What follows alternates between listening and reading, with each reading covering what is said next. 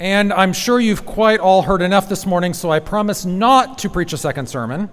But I do want to continue our summer cascade of information leading up to the installation of a new organ in the fall of next year. Last week you heard a lot about HVAC and boilers and VRF, and I want to continue that a bit this morning.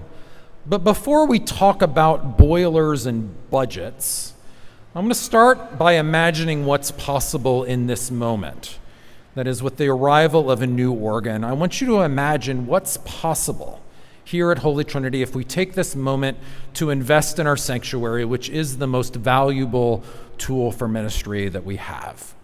Literally, imagine with me a sanctuary with a gorgeous hardwood floor instead of cracked vinyl asbestos tile, a sanctuary freshly painted and plastered and not peeling and cracking, a sanctuary with a larger chancel right up here, perfect for big liturgies, choirs, and orchestras, and a ramp so that everyone can get there.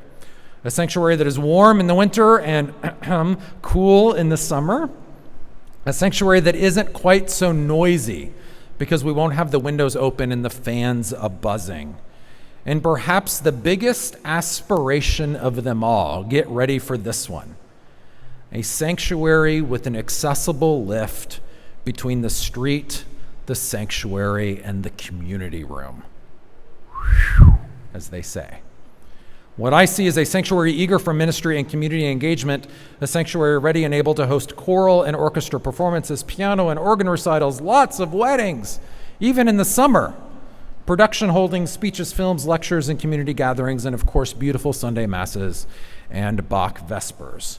If we play our cards right, that is the future for Holy Trinity, not a building we have to apologize for, but one that becomes a tool for building community and making joy for all of God's people. That's the vision that's percolating right now.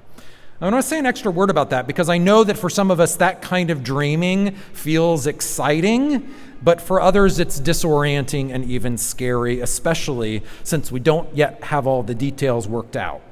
And I get it because I'm right there with you. And we're committed to communicating in real time anyway as new information comes in, even if it's not perfectly developed. So now, that brings me to one specific element of the vision, that is Holy Trinity without a boiler.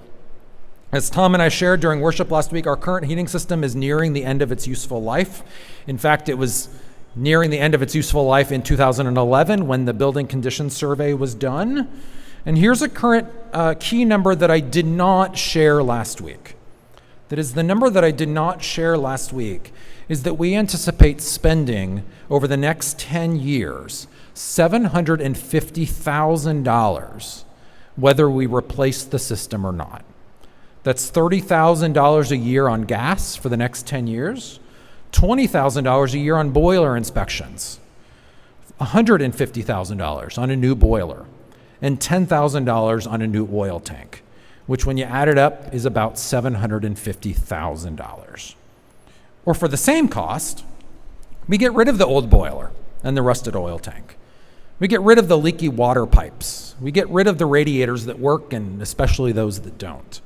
And we get rid of all the permits and penalties for burning fossil fuels down in our basement. And we replace all of that with a VRF heat pump system that provides both heating and cooling, cuts our emissions in half, opens the door to year-round use of this gorgeous sanctuary. And we get to run that same system for the next 10 years. So let me break it down. Using information from our HVAC consultant, the general contractor who's doing estimates for us, put his estimate right around $950,000. All together now. But when we gave the specs to an actual HVAC contractor who would install the thing, they've given us a budgetary estimate of $600,000 to $900,000. But with potential incentives from Con Edison, up to 50% of the cost, or $400,000 in incentives. We're budgeting about $500,000 to install the system. So when you add up $500,000 for the installation, just $2,000 a year for maintenance over the next 10 years, just $20,000 a year for electricity for the next 10 years. That's less, when you add it up, than the $750,000 we'd spend on the current system. And there's AC, and it's zoned, and it's green. But remember, this is far from a done deal. It's an open conversation, and everything we're telling you this summer is stuff that we're learning right alongside you, and we're sharing it as clearly and quickly as we can. Now, how can we possibly afford it? And that gets us to the campaign update. Last week, we received a named gift towards the new organ at Holy Trinity in the amount of $500,000, which brings our total pledges and gifts in less than 1 year to $1.55 million.